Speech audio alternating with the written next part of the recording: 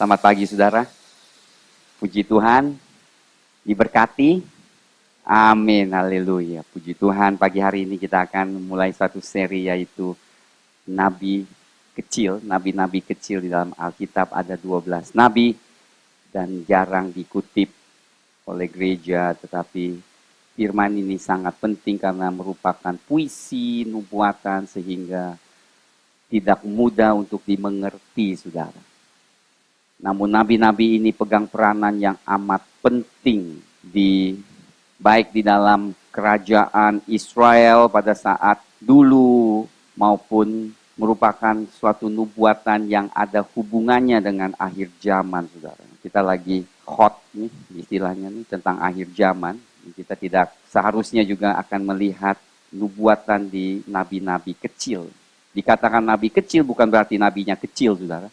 Atau nabinya tidak signifikan, tidak penting. Dikatakan ini nabi-nabi kecil dari Hosea sampai Maleaki karena surat mereka pendek, ya, jadi nggak panjang seperti kitab Yeremia, kitab Yehezkiel, kitab Daniel. Itu panjang, maka dikatakan nabi gede, gitu, nabi besar. Sebenarnya mereka adalah nabi-nabi yang sangat diurapi dan nubuatan dan pelajaran mereka juga sangat penting, saudara. Oleh sebab itu kita mau sampaikan ini yang sangat ada hubungan dengan akhir zaman.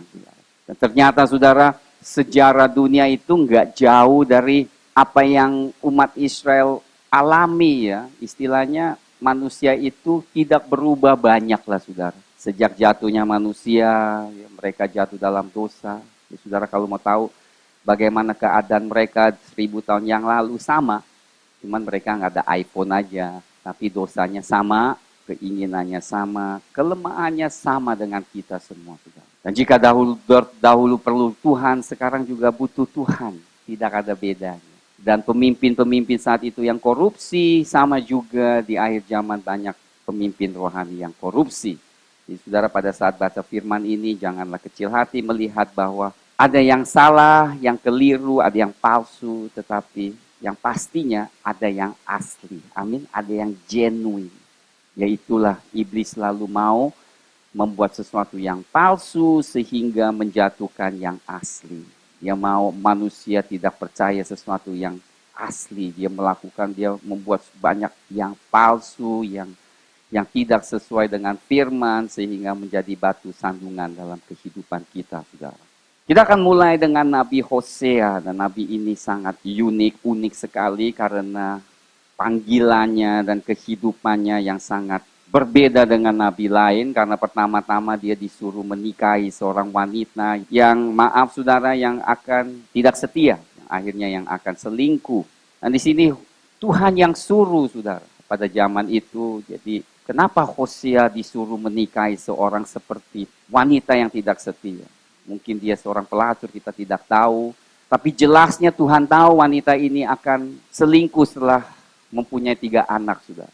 Saudara mohon jangan menikah seorang seperti itu lalu katakan Tuhan yang suruh. Amin, saudara. Karena kita bukan di perjanjian lama. Amin, saudara. Tolong jangan, aku kan seperti Hosea, ya kan. Hosea adalah beda, sudah kita akan lihat kenapa Hosea disuruh menikahi seorang wanita sundal dikatakan. Ada tujuannya dan ada pesan dari Tuhan, ada nubuatannya yang luar biasa. Dan pada umumnya tema dari Hosea ini saya sangat senang saudara. Mengatakan kesetiaan dan kasih Tuhan yang tidak berkesudahan. Melalui kitab Hosea kita melihat suatu sifat Tuhan yang setia dan tidak berkesudahan kesetiaannya. Saudara. Sehingga membuat kita sangat bersyukur mempunyai Tuhan seperti itu.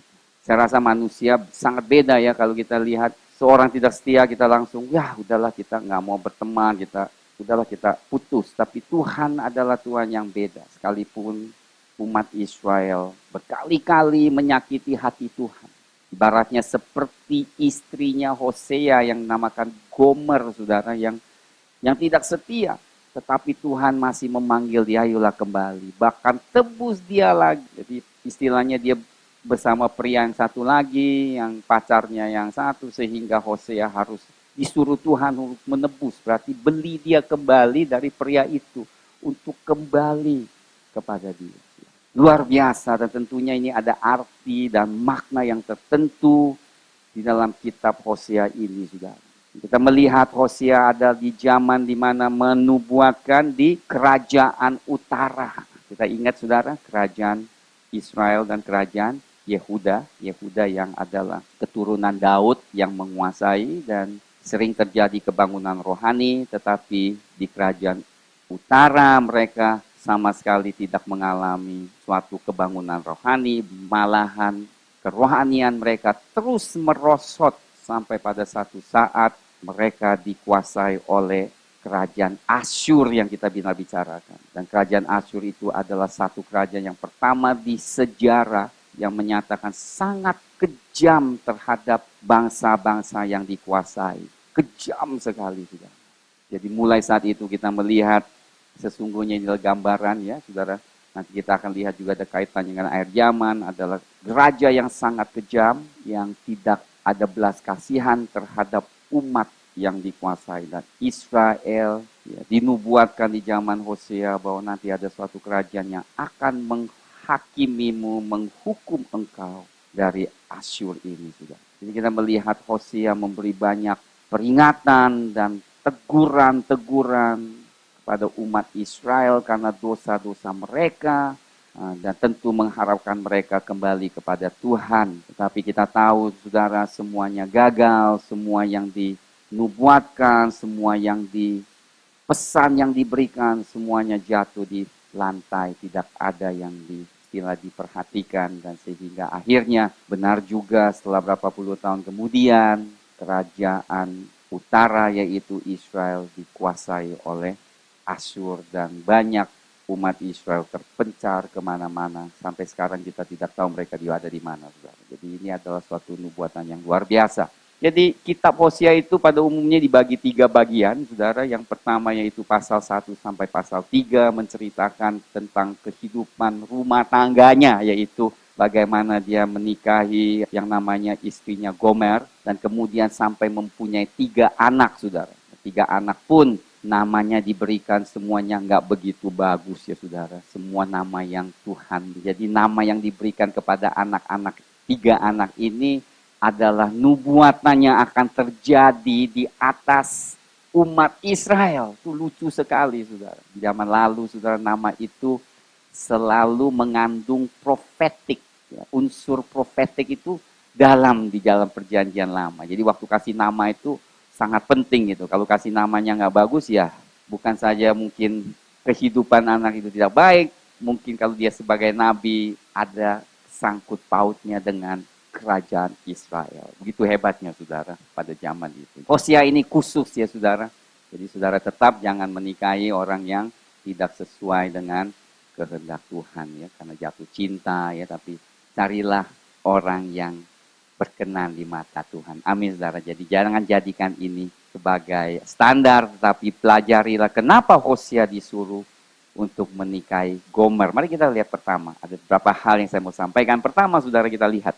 Hosea ketika Tuhan mulai berbicara, ayat 2, dengan perantaran Hosea, berfirmanlah ia kepada Hosea, ayat 2, pergilah, kawinilah seorang perempuan sundal. Waduh, kacau juga ini. Dan ranakanlah anak-anak sundal, karena negeri ini bersundal hebat dengan membelakangi Tuhan. Dengar, saudara, lihat. Jadi tindakan Hosea ini untuk menikahi Gomer ternyata ada kaitannya dengan keadaan rohani di kerajaan Israel. Karena mereka bersundal, mereka membelakangi Tuhan. Artinya mereka tidak memperhatikan Tuhan, mereka tidak setia kepada Tuhan.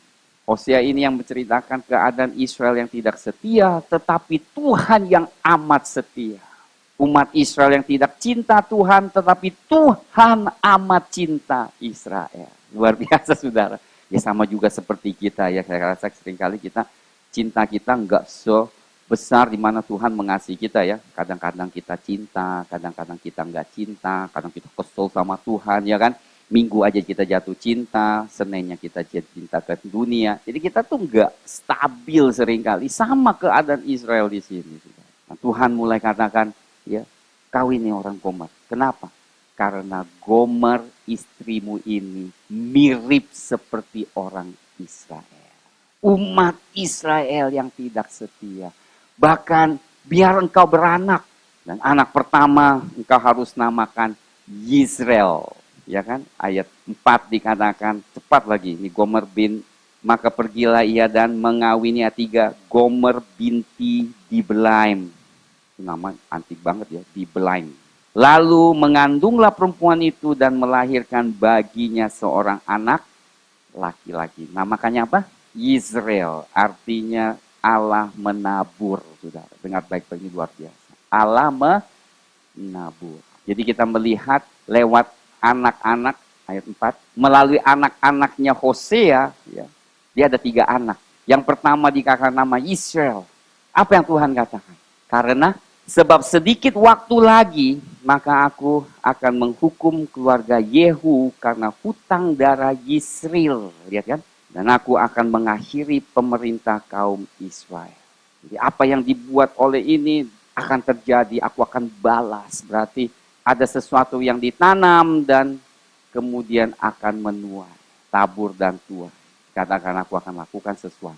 Lucu, Nabi Perjanjian Lama itu sesuai dengan tindakan, kemudian akan terjadi di atas bangsa itu. Jadi sangat powerful ya. Istilahnya sangat berkuasa sekali nabi-nabi ini, sudah. Jadi bukan saja nubuatan mereka, pada saat mereka bertindak, maka tindakan itu merupakan suatu nubuatan yang akan digenapi, sudah. Hebatnya. Kemudian yang kedua dikatakan, perempuan itu mengandung lagi. Ini Hosea produktif juga ya, maksudnya cepat juga ya melahirkan, saudara. Sangat, jadi mereka nggak ada KB, saudara. Tiap tahun melahirkan, saudara. Lalu perempuan itu mengandung lagi dan melahirkan seorang anak perempuan. Berfirmanlah Tuhan kepada Hosea, berikan nama Lo-Ruhamah. Jadi pakai nama itu ternyata ada artinya bahwa tidak ada pengampunan kepada anak, sebab aku tidak akan menyayangi lagi kaum Israel. Lihat kan? Dan sama sekali tidak akan mengampuni mereka. Waduh, berarti nama kedua ini Tuhan akan katakan no mercy, bahasa Inggrisnya tidak akan ada belas kasihan lagi terhadap engkau. Aku tidak akan ada belas kasihan terhadap Israel. Dan ketiga, saudara, dia mengandung lagi sesudah menyapi Lo-Ruhamah, mengandung perempuan, ayat 8, dan melahirkan seorang anak laki-laki, lalu berfirman, ia berilah nama Lo-Ami. Artinya, kamu ini bukan umatku dan aku ini bukanlah Allah. Berarti sama sekali Tuhan akan putuskan hubungan dengan umat Israel. Sekalipun kelihatannya kejam, saudara, tetapi kita akan lihat Tuhan tetap tidak tega. Amin, haleluya. Inilah dilema seorang ayah yang benar. Dilema di hati Tuhan. Saudara katakan, Tuhan juga dilema. Dilema juga ternyata. Amin, saudara. Ada di sini yang mengalami dilema, kasih enggak, sayang enggak, ya kan, gua mau gimana. Jadi dilema ya saudara, ya nggak tahu mau ke sini atau ke kanan. Tuhan juga mau menghakimi anak bandel. Saya nggak mau lah putus hubungan. Tetapi satu pihak, aduh aku nggak tega. Aku tetap sayang mereka. Saya rasa kalau saudara menjadi seorang pemimpin rohani, saudara akan merasakan hal yang sama di hati Tuhan. Entar marah, entar sayang, ya kan. Karena kita ikut hati Tuhan itu, dilema. Udah kesel, tapi juga, aduh, jangan sampai mereka binasa. Amin, saudara. Itulah hati seorang nabi yang mencerminkan hati Allah. Tetapi, saudara, di setiap semua nubuatan yang yang menghakimi, Tuhan selalu berikan harapan. Amin. Allah kita begitu, saudara. Dia marah, dia tegur, dia disiplin, tapi dia selalu ada memberikan harapan kepada mereka. Ada amin, saudara. Ini saudara dengar baik-baik, saudara. Jangan putus asa. Karena Tuhan kita tuh selalu memberikan pengharapan. Makanya di sini katakan, lihat ayat 10 sampai 12. Tetapi kelak jumlah orang Israel akan seperti pasir laut yang tidak dapat ditakar, tidak dapat dihitung, dan di tempat di mana dikatakan kepada mereka, kamu ini bukanlah umatku, tetapi akan dikatakan kepada mereka anak-anak Allah yang hidup. Sekalipun mereka banyak yang dikatakan Tuhan tidak akui, tetapi masih ada yang dikatakan mereka adalah anak-anak Allah yang hidup. Kenapa? Karena ayat 11 katakan orang Yehuda, ini nubuatan yang saudara yang ingin tahu adalah di mana di dalam setiap nubuatan mereka ada suatu nubuatan yang penting, yaitu nubuatan kerajaan 1000 tahun.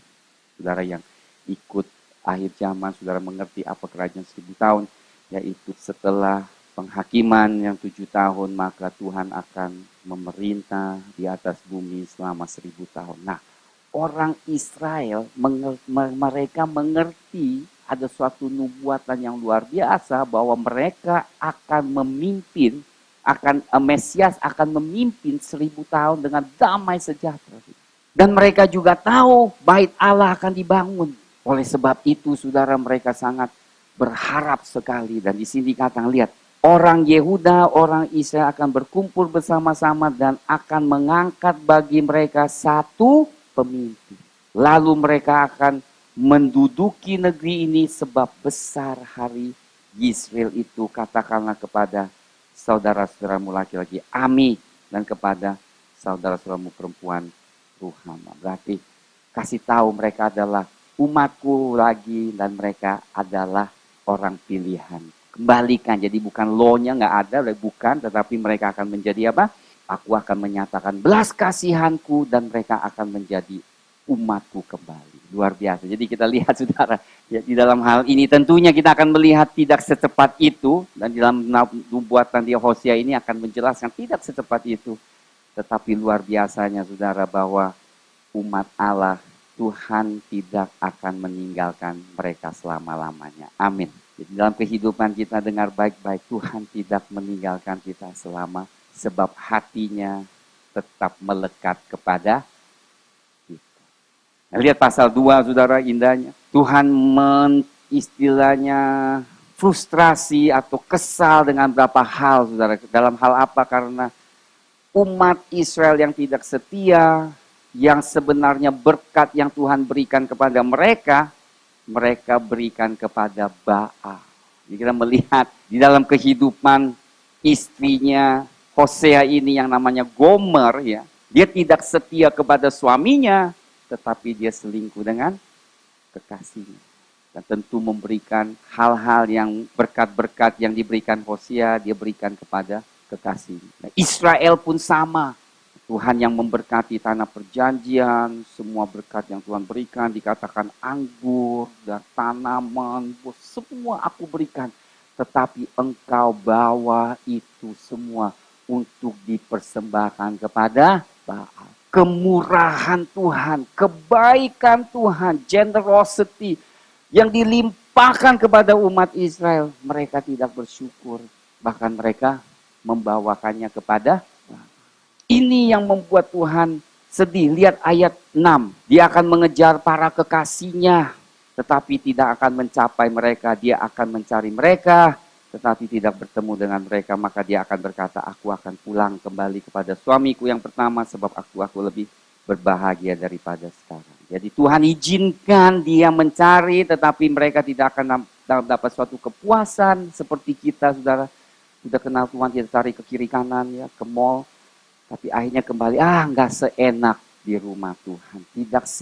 Tidak sebagus Tuhan Yesus. Amin, saudara. Dan Tuhan izinkan semua itu, mereka mengalami hal-hal yang mungkin mengecewakan hati mereka. Tujuannya adalah supaya mereka kembali kepada Tuhan dan dipuaskan kembali oleh Tuhan Allah mereka. Amin. Ini ceritanya. Tetap ayat 7. Dia tidak insaf bahwa akulah yang memberi kepadanya gandum, anggur, dan minyak, dan yang memperbanyak bagi dari perak, emas yang dibuat mereka menjadi patung Baal. Lihat kan? Makanya saudara, kekayaan atau kebaikan yang Tuhan berikan, janganlah kita persembahkan kepada hal-hal yang menyakiti hati Tuhan. Amin. Semua yang Tuhan berkati, kebaikan, biarlah kita kembalikan itu semua kepada Tuhan dan mengucap syukur kepada Tuhan Yesus yang telah memberkati kita. Amin. Hosea mengajarkan kita untuk selalu ingat akan cinta kasih Tuhan yang luar biasa. Ayat 13. Sebab itu sesungguhnya aku ini akan membujuk dia. Lihat, umat Israel nggak setia masih mau dibujuk. Wah, kalau saya kayaknya nggak mau bujuk. Sudahlah, pergilah, ya kan? Kita kan modelnya kayak begitu, ya kan?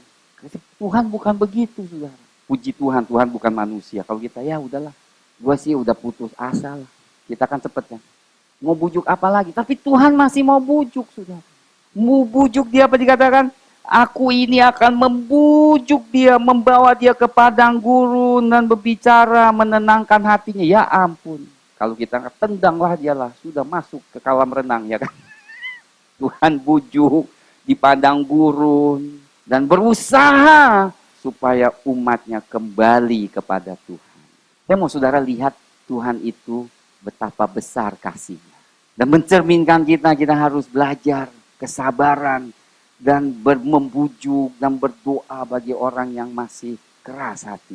Dikatakan ayat 14, lihat kebaikan Tuhan. Aku akan memberikan kepadanya kebun anggurnya dari sana. Tetap Tuhan masih mau memberkati. Dan membuat, nah ini yang indahnya saudara. Ini masalah yang luar biasa. Lihat, dan membuat lembah Akor menjadi pintu pengharapan. Saudara tahu nggak lembah Akor itu apa artinya? Akor itu adalah permasalahan. Jadi Tuhan akan membuat mereka mengalami permasalahan supaya menjadi pintu pengharapan kembali kepada Tuhan. Saudara lihat cara Tuhan yang bekerja, dia bujuk, dan kadang-kadang dia kasih kita masalah, itu Tuhan, tangan Tuhan. Katakan amin, saudara.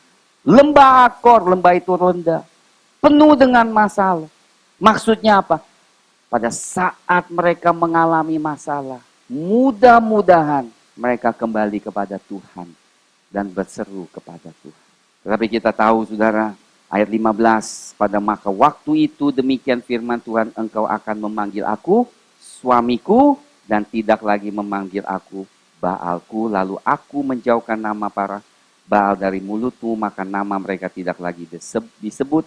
Aku akan mengikat perjanjian bagimu pada waktu itu dengan binatang-binatang di padang dan sebagainya. Itu berbicarakan sekali lagi kerajaan yang akan dipimpin oleh Mesias mereka.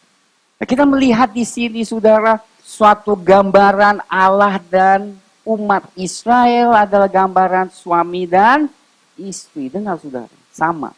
Kristus dan gereja merupakan gambaran suami dan istri, dan Allah dan umat Israel sebagai suami dan istri. Nah, oleh sebab itu kenapa Hosea perintahkan lagi nanti untuk bayar tebusan supaya istrinya kembali kepada dia, saudara. Karena Allah yang setia, dia membujuk, dia membeli, dia menebus. Sekalipun Gomer itu melakukan perselingkuhan, dosa yang amat besar, tapi Tuhan masih mau menebus dia. Menebus umat Israel. Sekalipun saudara merasakan saudara melakukan hal yang tidak layak, yang salah, yang besar, tapi dia mau menebus semua kesalahan. Amin. Ini kita penuh dengan pengharapan. Saya mau saudara lihat, di sini menggambarkan dua kondisi yang ekstrim. Umat Israel yang sangat tidak setia, digambarkan Allah yang sangat setia, yang kasihnya bisa katakan tidak berkesudahan. Luar biasa. Ayat pasal 3, pergilah, ya kan? Cintailah perempuan yang suka bersundal dan berzina. Seperti Tuhan juga mencintai orang Israel, sekalipun mereka berpaling kepada allah-allah lain dan menyukai kue kismis. Tentunya kue kismis itu tidak baik, adalah sesuatu yang melanggar, yaitu melakukan dosa di hadapan Tuhan. Yang dilaranglah istilahnya. Perintah Tuhan kepada Hosea apa? Mengasihi teman. Mengasihi. Jangan tolak, cintai dia. Makanya di dalam Alkitab, waktu kaum muda kita katakan cinta Tuhan itu adalah agape. Agape itu kasih berdasarkan kehendak hati. Bukan berdasarkan emosi. Kalau kita kan banyak emosinya, ya kan? Banyak feelingnya kita mengasihi seseorang. Banyak tuntutan, banyak pertimbangan, banyak gua menang lu kalah, banyak dihitung-hitungkan. Baru gua mengasihi lu ya. Gua cinta lu lah, karena ya udahlah, gua hitung-hitung lu masih baik sama gua. Masih kasih gua barang. Ya udah, gua kecintaan lu dah. Kita begitu kasih gitu, ya kan? Kalau Tuhan nggak hitung-hitungan, dia perintahkan. Dia nggak layak dicintai. Gomer itu dosa. Saya tahu istrimu tidak setia. Tapi Hosea cintai dia. Cintai dia kembali. Dan dikatakan apa? Bahkan ayat 2, Aku membeli dia bagiku dengan bayaran 15 sikal perak, 1,5 dan 1,5 homer jelai. Kemudian dia katakan berarti itu istrinya sendiri ternyata tidak bisa dilepaskan oleh pacarnya. Hosea harus bayar. Bayangkan, udah nggak setia, udah kejerat, dia harus keluar uang lagi 15 sikal. Itu jumlahnya cukup besar, sudah saya tidak hitung berapa. Tetapi dia tetap, Tuhan perintahkan, bayar, tebus dia, kembali. Luar biasa Tuhan kita. Amin. Suami istri, haleluya. Apapun kelemahan istri atau suami, Tuhan katakan, cintai lagi. Ya Tuhan, gue gak bisa, enak gue liatnya. Gak bisa, mesti cinta. Amin. Cia, itu nama kasih yang Nah ini ayat 4, saudara, haleluya. Mengasihi orang yang tidak layak dengan kasih Tuhan, menebus mereka, itulah. Makanya saudara, dibandingkan kita saudara, saya mau kasih tahu saudara, dari kitab ini digambarkan suatu sifat dan karakter Allah. Karena kejadian di apa yang Hosea lakukan, saudara ya, iya kan? Kita bisa mengerti gitu. Oh ternyata ya, hubungan kita dengan Tuhan tuh seperti suami istri, sekalipun kita nggak setia, Tuhan tetap setia. Sekalipun kita tidak layak lagi kembali kepada Tuhan, Tuhan katakan, enggak, engkau layak, aku tetap bayar harga untuk engkau balik. Haleluya. Dikatakan, sebab lama, aku berkata kepadanya, lama engkau harus diam padaku dengan tidak bersundal dan dengan tidak menjadi kepunyaan seorang laki-laki juga aku ini tidak akan bersetubuh dengan engkau. Sebab lama orang Israel akan diam dengan tidak ada raja, tiada pemimpin, tiada korban, tiada tugu berhala, dan tiada efod dan terakhim. Artinya apa? Sesudah itu orang Israel akan berbalik dan akan mencari Tuhan Allah mereka dan Daud. Nah saudara, saya mau katakan, Daud itu adalah lambang karena mereka tahu keturunan Daud adalah Mesias. Jadi sini nubuatan dikatakan, pada satu saat nanti mereka akan cari Raja Daud. Berarti siapa? Bukan Raja Daud. Keturunan Daud, yaitu Yesus Kristus. Benar, lama setelah itu, setelah Israel dijajah dan kemudian mereka kehilangan negara, tanah mereka sudah lama mereka tidak ada raja. Dan sampai kapan raja itu kembali? Pada saat nanti kerajaan 1000 tahun, Yesus kembali dan menjadi Mesias mereka. Apa dikatakan? Maka mereka akan datang dengan gemetar kepada Tuhan dan kepada kebaikannya pada hari-hari yang terakhir. Luar biasa ya saudara ya. Di pasal 1 sampai pasal 3 kita melihat Tuhan tegur, Tuhan kasih harapan, Tuhan tegur, Tuhan kasih harapan. Tentunya di zaman Hosea, umat Israel yang tidak setia, mereka akhirnya benar-benar mengalami banyak penghakiman dari Tuhan. Mereka mencar kemana-mana, kehidupan mereka sengsara, mereka nggak tahu kemana, tetapi Tuhan tetap siapkan keturunan mereka, remnant namanya, sisanya itu yang Tuhan pelihara, jaga, karena tetap masih ada segelintir orang yang setia kepada Tuhan. Amin. Dan dari situ Tuhan akan bangkitkan. Biarlah kita menjadi yang sedikit itu yang setia. Amin. Biarlah kita yang jadi sedikit itu yang Tuhan pelihara dan Tuhan jaga. Dan yang kedua, saudara, porsi dari 4 dan sampai 11 itu bicarakan tentang pengetahuan. Berarti 4 sampai 11 ini adalah nubuatan yang akan menjatuhkan penghakiman atas Israel. Kesalahan mereka, kebodohan mereka, perbuatan yang keji di mata Tuhan. Hosea beberkan semua itu. Katakan, apa yang kau lakukan? Ini itu dan minimal ada 4 hal yang saya mau sampaikan. Yang pertama, saudara, Hosea menyatakan kepada umat Israel ayat 6, pasal 4 yang terkenal ayat 6, umatku binasa karena tidak mengenal Allah. Nah, saudara jangan salah, saudara. Saya mau saudara perhatikan ini. Saudara bilang mereka nggak kenal Allah, tetapi mereka setia membawa persembahan korbanan mereka. Mereka setia datang ke rumah Tuhan, tetapi mereka tidak kenal Allah. Mereka setia bawa persembahan, mereka bawa korban, mereka datang ke rumah Tuhan. Sepertinya mereka tuh kenal Tuhan, tapi kenyataan mereka tidak kenal Tuhan. Ininya kitab Hosea, lucu sekali. Bawa altar, bawa perpuluhan, bawa persembahan. Kalau kita lihat dari luar, ini umat Israel seharusnya bagus. Tapi Hosea melihat korupsi di dalamnya. Karena perbuatan kehidupan imam, raja, dan nabi korup habis. Makanya Tuhan tegur yang pertama, pasal 4. Siapa yang ditegur dulu? Imam Tuhan. Pasal 4 ayat 1 kita baca. Dengar firman Tuhan hai orang Israel, sebab Tuhan mempunyai perkara dengan penduduk negeri ini, sebab tidak ada kesetiaan, tidak ada kasih. Mereka tidak setia, mereka tidak ada kasih, dan tidak ada pengenalan akan Allah di negeri ini. Loh, ini umat Israel, ini umat pilihan Tuhan. Kenapa dikatakan tidak kenal Tuhan? Seperti saudara, ke gereja setiap minggu, setia, kur, nyanyi, pujian. Tetapi Tuhan katakan, kamu tidak kenal aku. Sekalipun kau pergi ke gereja, semuanya ikut tata cara gereja, tetapi engkau tidak kenal aku. Dan kau tidak setia. Wah, kacau ini.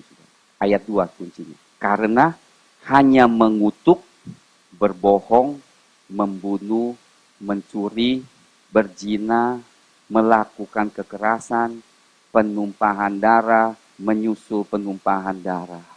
Mereka lakukan di luar gereja kehidupan mereka. Sama seperti orang yang tidak kenal Tuhan. Ayat 4, mengadu dan janganlah ada orang menegur, sebab terhadap engkaulah pengaduanku itu, hai imam. Tuhan menunjuk siapa? Imam. Kau. Yang pertama Tuhan salahkan siapa? Imam. Karena imamnya tidak bertanggung jawab mengajarkan umatnya hukum-hukum Allah yang benar. Umatku, ayat 6, binasa karena tidak mengenal Allah, karena engkaulah yang menolak pengenalan itu, maka aku menolak engkau menjadi imamku, dan karena engkau melupakan pengajaran Allahmu, maka aku juga akan melupakan anak-anak. Yang salah siapa? Yang salah adalah imam. Mereka tidak mau kenal Allah. Saudara, bahasa Ibraninya kenal, no, kenal, yada, artinya tuh kenal secara pribadi, kenal intim. Ingat, bukan kenal mengenai orang itu belum kenal. Contohnya kita kenal mengenai Ahok, kita tahu Ahok dari mana kita kenal? Dari media. Oh, Ahok orang Chinese, dia Kristen, dia gubernur, kita kenal dia. Kenal Ahok, kenal. Tapi dia kenal kita? Enggak, karena kita enggak bicara sama dia, enggak minum kopi bersama di Starbucks, ya kan? Dia nggak kenal kita nggak kenal dia. Sama, masalahnya itu di gereja juga gampang. Saya ajarkan, Tuhan begini-begini. Oh ya, gue kenal Tuhan yang Bapak ceritakan. Kenal Tuhan nggak? Belum kenal. Karena saudara belum dialog dengan Tuhan. Belum berbicara dan berdialog suatu hubungan. Itu belum kenal saudara. Sekalipun saudara ke gereja, saudara belum kenal dia. Dombaku kenal suaraku. Jadi tandanya apa orang yang kenal Tuhan? Orang yang kenal Tuhan, kenal suara Tuhan. Orang yang kenal Tuhan, kenal firman Tuhan. Dengar baik-baik saudara. Saudara, ini masalah berat sekali di akhir-akhir zaman. Karena kita, maaf saudara, kita tidak kenal Tuhan seharus kita kenal. Amin saudara. Kayaknya kebanyakan lebih kenal imamnya daripada Tuhannya. Kenal becenya, kenal bapaknya gitu. Tapi saya mau saudara kenal Sang Pencipta Tuhan Yesus. Amin saudara. Beda. Sebab kalau kenal imamnya bahaya. Sebab imamnya banyak kelemahan. Imamnya bukan contoh yang sempurna. Saya nggak sempurna. Makanya jangan lihat saya. Lihat Tuhannya yang sempurna. Haleluya. Amin. Lihat aja pakai kacamata, nggak sempurna. Nggak sempurna. Tuhan Yesus yang sempurna. Saudara harus lihat siapa? Tuhan Yesus. Harus berdialog dengan siapa? Tuhan Yesus. Kalau ada masalah cari siapa? Tuhan Yesus. Kedua, saudara, 4 beberapa hal yang saya mau sampaikan. Hosea ceritakan pasal 4 sampai 11. Pertama, mereka tidak kenal Tuhan. Yang disalahkan, iman. Kedua, saudara, cirinya, mereka selalu mencari siapa? Orang lain. Asyur dan Mesir pada saat mereka mengalami masalah. Mereka cari siapa? Negara lain. Berarti mencari iman mereka tuh kepada manusia, bukan kepada Tuhan. Kita lihat di pasal 5 ayat 13, ketika Efraim melihat penyakitnya dan Yehuda melihat bisulnya, maka pergilah Efraim ke Asyur dan mengutus orang kepada Raja Agung, tetapi ia pun tidak dapat menyembuhkan kamu, tidak dapat melenyapkan bisul itu daripadamu. Sebab aku ini seperti singa bagi Efraim dan seperti singa muda bagi kaum Yehuda. Aku ini akan menerkam lalu pergi, aku akan membawa lari dan tidak ada yang melepas. Apa maksud Tuhan? Percuma engkau cari sumber lain. Percuma engkau cari yang lain, karena akulah jawaban yang engkau butuhkan. Harus lari kembali kepada siapa? Tuhan. Kita dengar baik-baik. Kita banyak masalah, kita cari ke kiri, kanan, ya kan? Kita kadang tidak berlutut minta pertolongan Tuhan. Sama pada mereka saat mereka banyak dikatakan ada sakit, penyakit. Tentu penyakit di negara itu, di bangsa itu penyakit. Kenapa? Mereka tidak setia. Ya tentu banyak penyakit. Banyak masalah di negara itu. Tetapi mereka tidak cari Tuhan, malahan mereka cari Asyur dan Mesir. Mesir itu ada di pasal 7 ayat 11. Tapi Tuhan katakan, kau tidak akan ada jawab. Hosea mengajarkan kita berharap kepada Tuhan. 3, akhirnya pasal 4, pasal 8 ayat 14.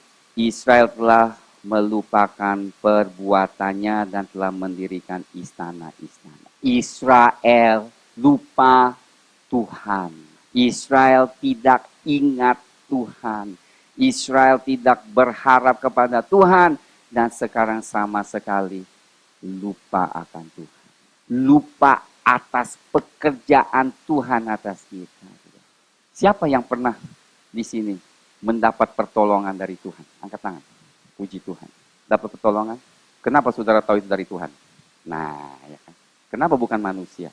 Kita harus tahu segala sumber dari Tuhan. Nah, seringkali pada saat kita mengalami masalah, kita lupa. Dulunya Tuhan pernah tolong. Kita salahin Tuhan. Israel lupa. Kita orang ini cepat lupa memori. Makanya kita perlu iPhone, ya kan? Perlu handphone mengingatkan. Siapa yang bisa ingat nomor telepon temanmu? Satu aja. Sekarang pada nggak ingat. Ya kan? Parahnya memori kita. Ya. Terlalu tergantung pada hati. Cepat lupa manusia, amin saudara. Oleh sebab itu saudara, pagi hari, amin saudara, datang kepada Tuhan. Apa? Syukur. Tuhan, engkau telah berkati aku ini. Ingat tuh saudara, sekalipun kayaknya membosankan, tapi sangat menolong dalam rohani kita. Kita ingat selalu apa yang Tuhan sudah berkati. Benar saudara, kita tuh cepat lupa. Kita minimal bisa bersyukur, wah kita semuanya lengkap ya kan, tangan, semua bersyukur, saudara bisa nyanyi, bisa jalan. Itu suatu anugerah yang besar. Udah punya baju, punya ini bagus, ya kan, kita bersyukur Tuhan, terima kasih. Terima kasih. Nah, pas saat kita bersyukur, kita nggak mudah dicobain oleh iblis. Semua di sini nggak ada kelaparan, ada. Buktinya dapat makan kenyang, ya kan? Bersyukur Tuhan, ku bersyukur. Terima kasih. Makanya Alkitab tuh selalu dengan pujian dan syukur. Yang punya istri, syukurlah saudara. Di Cina, wanitanya kekurangan. Sampai usia tua saudara, ada satu kampung, semua jomblo pria. Gak ada. Mungkin kita bisa kenalkan kerja sama mereka. Haleluya. Sedih sekali. Saudara, kita harus selalu bersyukur. Mempunyai pemerintah juga, damai kita bersekutu. Ya kan saudara ya? Sudah saya pernah katakan di mana-mana. Barusan Pakistan dibom lagi, Filipina dibom lagi. Kristen, saya mau kasih tahu, semakin hari semakin sulit beribadah kepada Tuhan. Bersyukur. Pelajaran yang paling penting saya pelajari dalam kekristenan adalah bersyukur. Dapat bersyukur, nggak dapat pun bersyukur. Poin kelima kita akan bicarakan Tuhan tetap setia. Saya senang yang pasal 11. 11 adalah bagian terakhir di mana tadi kita bicarakan hubungan Tuhan dengan Israel sebagai suami dan istri. Dan di pasal 11 menggambarkan hubungan Allah sama Israel sebagai Bapa dan anak. Bapa yang mencintai anak. Lihat kita baca, lihat. Ketika Israel masih muda, kukasihi. Dari Mesir kupanggil anakku itu. Dibicarakan tentang kapan? Saatnya Musa. Ya saudara harus tahu sedikit sejarah bahwa Tuhan tuh ingat. Tuhan tidak lihat Israel tuh dalam satu generasi. Dia lihat dari dulu sampai sekarang merupakan satu bangsa yang sama. Jadi Tuhan nggak lihat waktunya. Dan dikatakan makin kupanggil mereka, makin pergi mereka itu dari hadapanku. Mereka mempersembahkan korban kepada Baal, membakar korban patungan, padahal akulah yang mengajar Efraim berjalan mengangkat mereka di tanganku, tetapi mereka tidak mau insaf dan sebagainya. Efraim di dalam Hosea bicara tentang Israel. Efraim dan Yakub adalah Israel. Lihat ayat 8. Masakan aku membiarkan engkau, hai Efraim, menyerahkan engkau, hai Israel. Itulah hati Bapa. Nakal bandel, tetapi Tuhan tidak bisa lepasin. Ngomongnya agak keras, tetapi Tuhan tidak tega sampai sama sekali membiarkan mereka. Membuat engkau seperti Zeboim, hatiku berbalik dalam diriku, belas kasihanku bangkit serentak. Aku tidak akan melaksanakan murkaku yang menyala-nyala ini, tidak akan membinasakan Efraim kembali. Sebab aku ini Allah dan bukan manusia, yang kudus di tengah-tengahmu, dan aku tidak datang untuk menghanguskanmu. Mereka akan mengikuti Tuhan, ia akan mengaum seperti singa, sungguh ia akan mengaum, maka anak-anak akan datang dengan gemetar dari barat, burung dengan gemetar dari Mesir, dan seperti merpati dari tanah Asyur. Lalu aku akan menempatkan mereka lagi di rumah mereka. Demikianlah firman Tuhan. Ini masih belum digenapi, ini akan digenapi sekali lagi. Sekarang sedang dalam penggenapan, nanti akan mencar lagi, kembali lagi Tuhan akan menggenapi nubuatan ini. Jadi kita melihat suatu gambaran yang indah. Terakhir kita tidak ada waktunya, saudara. Minggu depan kita akan sampaikan bahwa sesuatu gambaran Hosea yang luar biasa, saudara. Kalau kita lihat 12 dan 14 ya saudara, juga melihat suatu gambaran yang indah di pasal 14, saudara lihat. Ayat 5, Tuhan terus tegur mereka, tetapi di pasal bagian terakhir Tuhan menceritakan sejarah Israel mulai dari Yakub sampai mereka taat ini. Tidak pernah umat Israel itu setia. Mereka berontak dan berontak, tidak setia dari Yakub sendiri yang licik menipu Edom kakaknya, sampai di mana mereka di pasal 32 di mana mereka menyembah berhala di gunung Sinai waktu Musa di atas, mereka tetap menyembah berhala. Memilih raja mereka, Saul yang bukan kehendak Tuhan, itu semua berontak sudah. Mengatakan Israel ini tidak pernah setia. Tetapi Tuhan katakan di pasal 14 ayat 5, aku akan memulihkan mereka dari penyelewengan, aku akan mengasihi mereka dengan sukarela. Murkaku telah surut daripada mereka, aku akan seperti embun pagi bagi Israel, maka ia akan berbunga seperti bunga bakung dan akan menjulurkan akar-akarnya seperti pohon hawar. Ranting-rantingnya akan merambak, semaraknya akan seperti pohon zaitun, berbau harum seperti yang di Lebanon. Mereka akan kembali dan diam dalam naunganku dan tumbuh seperti gandum. Mereka akan berkembang seperti pohon anggur yang termasyur seperti anggur Lebanon. Efraim, apalagi sangkut pautku dengan berhala-berhala. Aku yang menjawab dan memperhatikan engkau. Aku ini pohon sanobar yang menghijau, dan daripadaku engkau mendapat buah. Siapa yang bijaksana, biarlah ia memahami semua ini. Siapa yang paham, biarlah ia mengetahui, sebab jalan-jalan Tuhan adalah lurus. Orang benar menempuhnya, tetapi memberontak tergelincir di situ. Akhirnya Tuhan mengajarkan sesuatu. Pada akhirnya aku tetap akan pulihkan umat Israel. Kita akan melihat itu terjadi di akhir zaman, bahwa seluruh umat Israel, firman katakan mereka akan berpaling kepada Tuhan Yesus. Semuanya diselamatkan, dan kita melihat kesetiaan Tuhan dalam perjanjiannya dengan Abraham, Ishak, dan Yakub. Amin saudara. Tuhan setia. Masalahnya bukan dia yang tidak setia, kita yang tidak setia. Setelah Tuhan hajar, Tuhan disiplin, kemudian Tuhan pulihkan.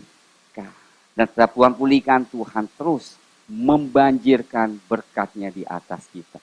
Tuhan itu terlalu kaya. Tuhan kita bukan Tuhan yang pelit. Tuhan adalah Tuhan penuh kasih.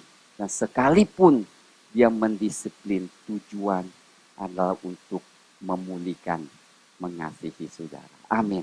Gambarnya luar biasa. Manusia yang tidak setia menggambarkan Tuhan yang luar biasa setia.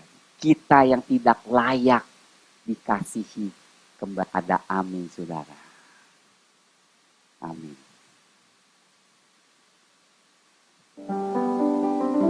Tidak ada tempat, tidak ada Allah lain yang kita dapat menerima kasih sejati. Amin, saudara.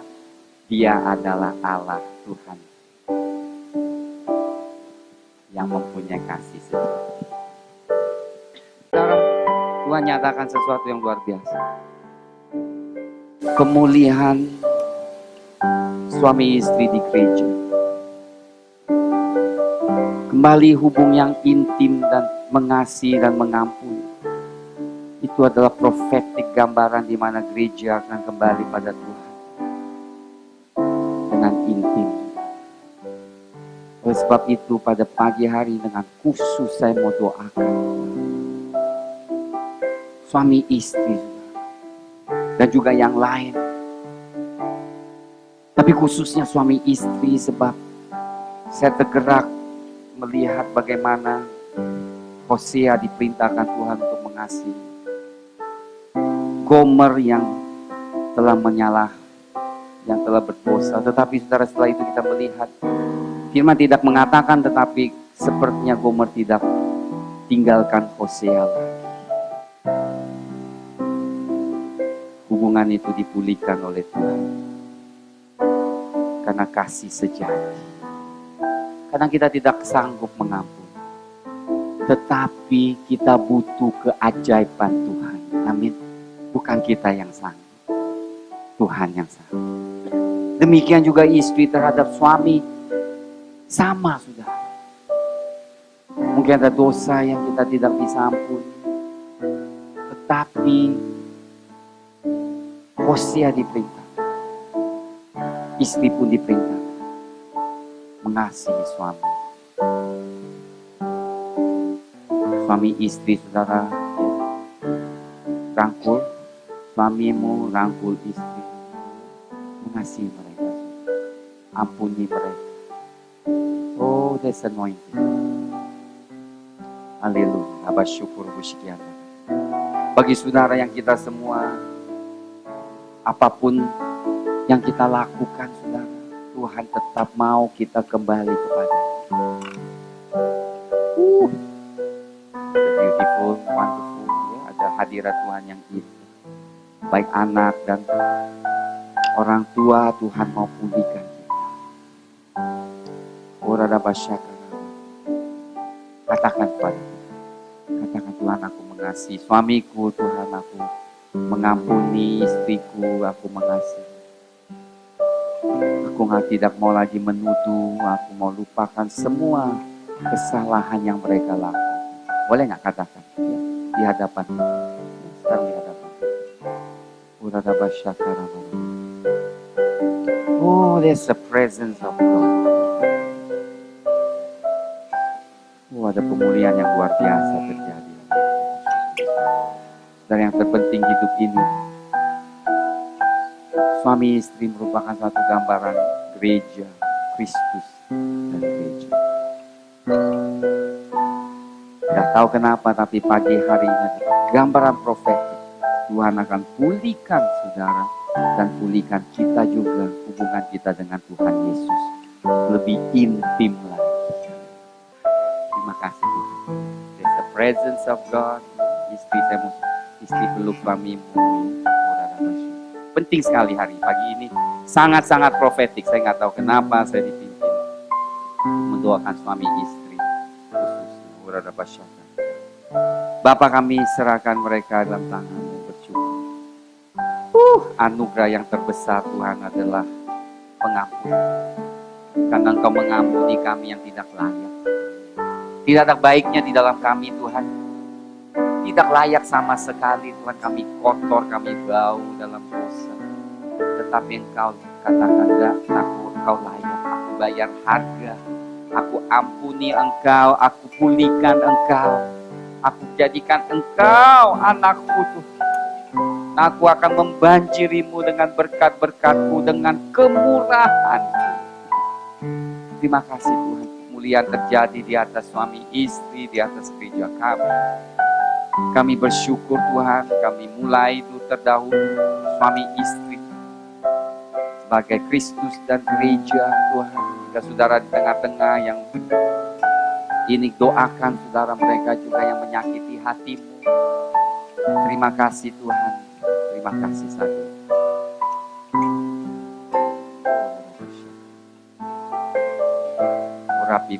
In the mighty name of Jesus, dalam nama Tuhan Yesus, biar pemulihan, lembutkan hati kami Tuhan, di dalam nama Tuhan Yesus.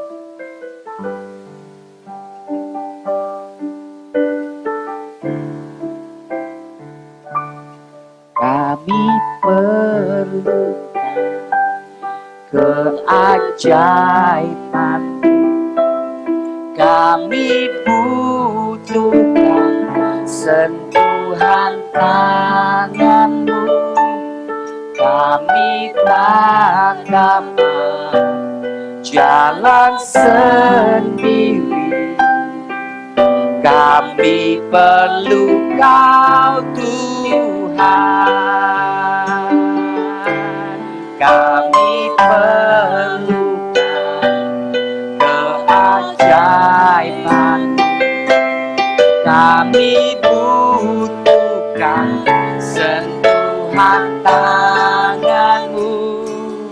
Kami tak